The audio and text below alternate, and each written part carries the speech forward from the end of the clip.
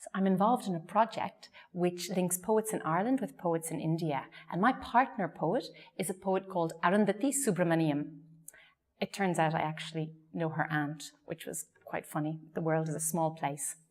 So Arundhati's poem, it's called A Theory of Wandering. She wrote a line in it, "I remember the day I lay in bed with fever." And I had a time in my life when I lived in a part of North India called Illahabad, a city.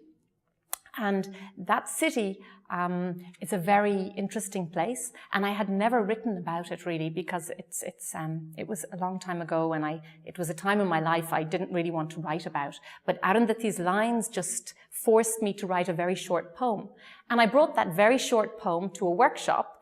And Doireann Rhys-Jones said to me, "That's not one poem, that's many poems." And when I pulled the poem apart, each line became a sonnet, and I ended up with 10 sonnets. And I'm going to read 2 sonnets now. So these are called Extracts from Illahabadi Sonnets. Number 2. Eyes strip her naked as she passes the ration shop queue. Back home, lizard slaps to the floor as the fan starts to turn. She hides behind a lattice of books stacked by the bed, seeking a story to tell herself. The old tale of a lonely child surrounded by horses, dogs, and fields will not work. Time and place have shifted. She reads Mahfouz in Cairo, finds the early morning muezzin, the cool, darkened rooms and balconies of Illahabad. Is she the wife? The other woman?